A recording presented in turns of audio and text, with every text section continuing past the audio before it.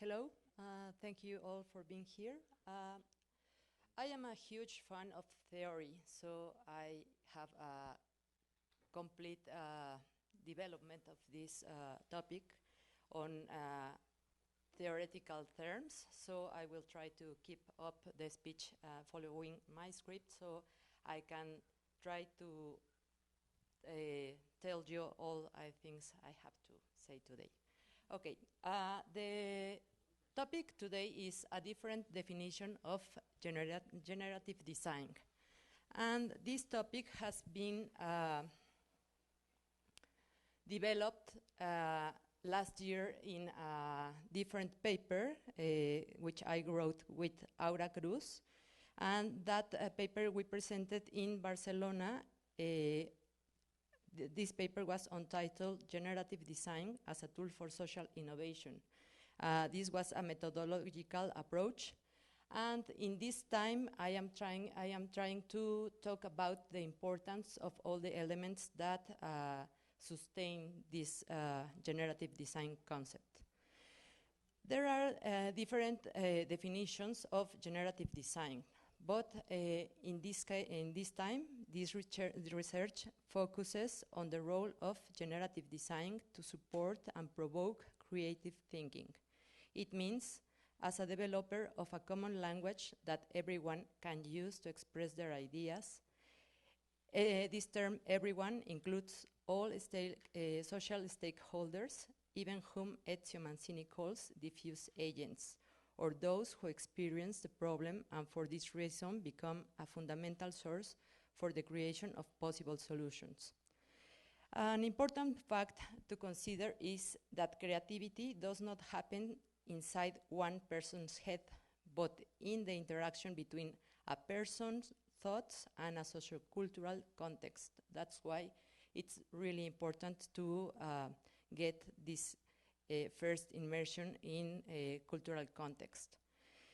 Here relies the importance of studying this perspective as a fundamental piece of sustainable development, which embodies integration, understanding, and acting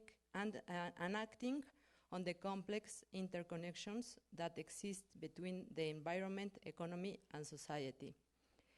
The proposed approach takes advantage of creative and innovative ideas that come from unexpected quarters. Mainly, insights emerge from common people. This shift demands a need for designers to nourish our expert mindset with participatory skills. And here we can see in the map that we have a lot of different participatory skills that are like we are using most commonly nowadays.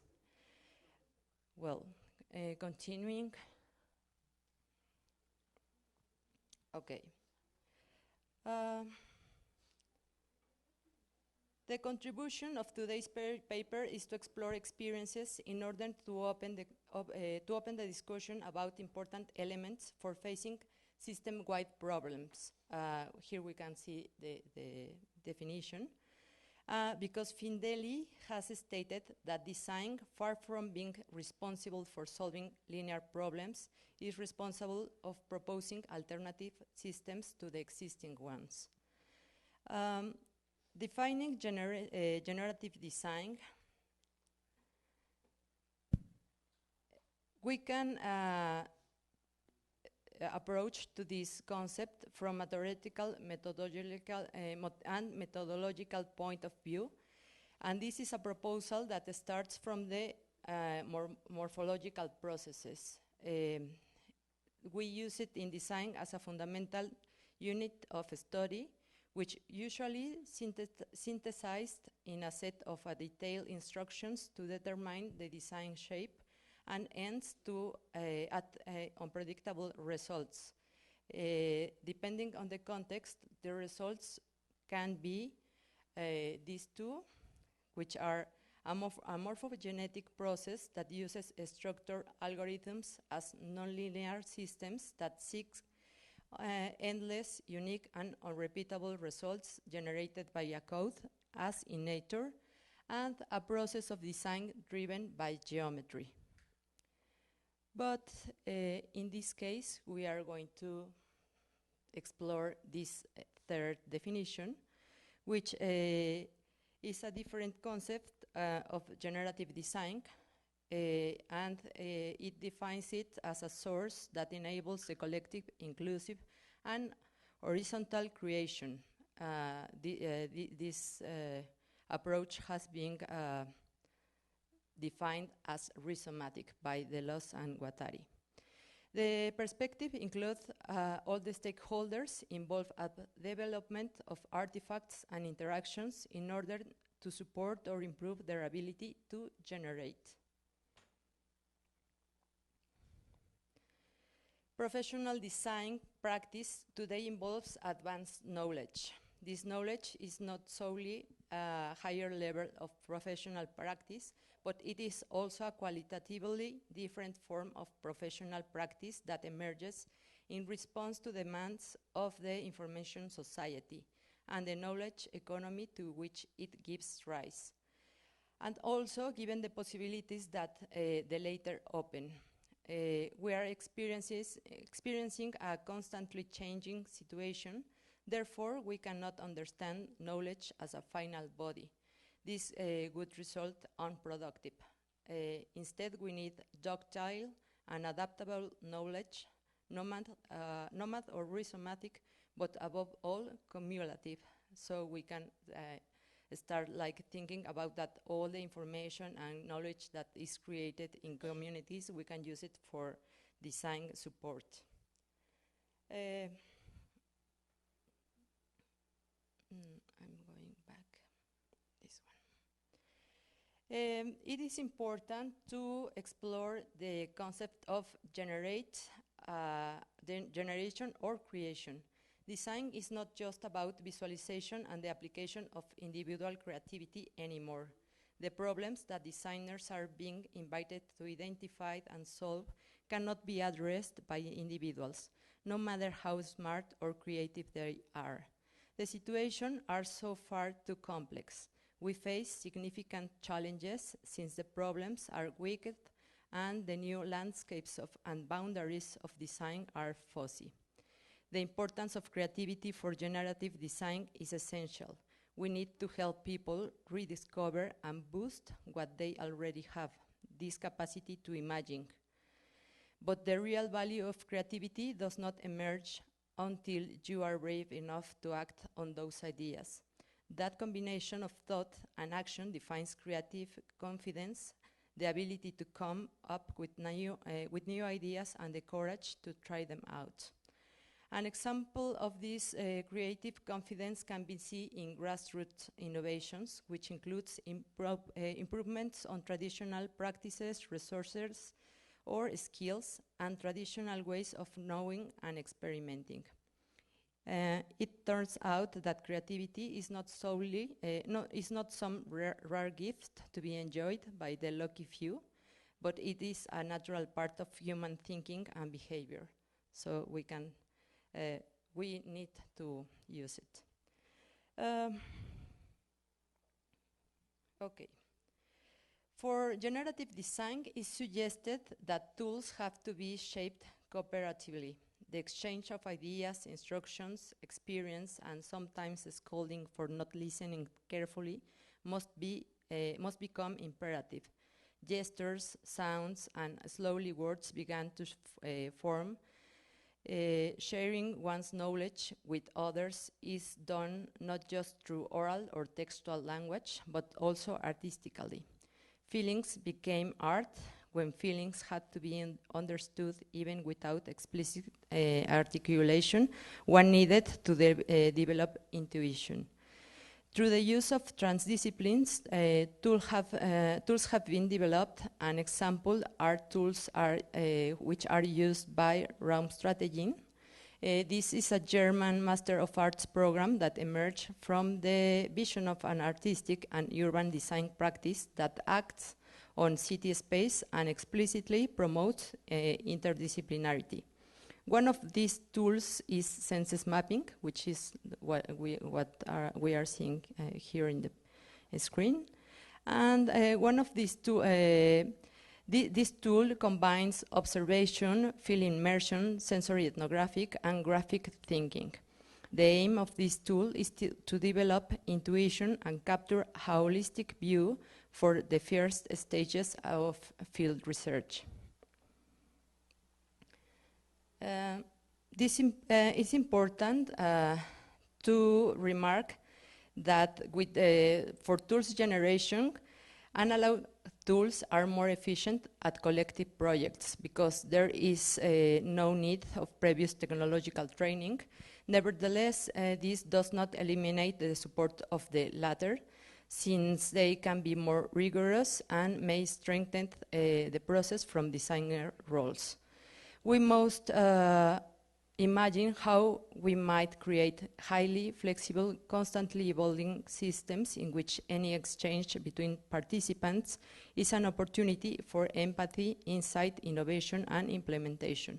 Every interaction is a small opportunity to make that exchange more valuable and meaningful for all the participants. Empathy, or the feeling that you understand and share another person's experience and emotions, has become one of the top must-have soft skills for success in workplaces. Empathetic people are more likely to keep an open mind to others' ideas, so we have to try to encourage that people develop empathy. Collaboration is another important element, which is a system of beliefs embedded into the culture, the minds, the tools, and of a design team to yield better work more effectively. Multiple perspectives will obviously offer several possibilities to enhance any process. In different parts of the world, despite of the efforts made to exclude certain sections of society from the access to collective pool of knowledge, there has been a tradition to share knowledge openly. Actually, there is an increasing interest of people to rediscover the power of collaboration to augment their capabilities, and how this rediscovery gives rise to new forms of organization and new artifacts on which they base enabling solutions. An interest concept aligned with this transformation is collective intelligence, which can be understood as a group of cognitive attributes that are shared by a collectivity and that allow to diminish uncertainty towards a problem or respond to the need of innovation through a series of practices. This is relevant as it emphasizes collaboration to benefit and empower the collectivity rather than individuals. Empowerment is defined as where people, organizations, and communities have control over their affairs. One of its attributes to take into account is that communities seeking to empower themselves can build active citizens' participation by welcoming it, creating valuable roles for each person to play actively, reaching out to build inclusive participation, and creating and supporting meaningful volunteer opportunities. As some conclusions until this point, we can point out that society becomes a laboratory and a communitarian organization that testifies in favor of vernacular culture linked to the present and to its constant transformation, where ideas and practices emerge as knowledge. This represents the inclusion of daily ways of doing and thinking to design ideation. Recognizing generative design means its democratization, since it also recognizes daily and empirical practices through which people give their own meaning to the world, to things, ideas, and actions that are found far from passive consumption, and that prefigure the recognition of knowledge that exceeds disciplinary conception. The design has opened gaps and has become a shared informed language among stakeholders involved in projects to develop. For the latter, we must use the joint generative capacity in order to build and push beyond this language in common, to increase ownership, cultivate empathy, and exterminate indifferences among communities. Okay. Paul. Thank you for your attention. If you have any comment, this is a work in progress. So we are trying to explore in different fields and with different examples. And this time was very short time to show you some of the things, but we can talk about the experiences.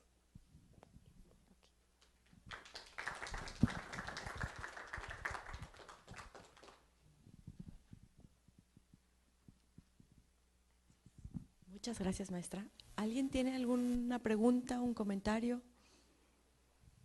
Puede ser en español, no tiene que ser en inglés. ¿No? ¿Nadie? ¿Allá atrás?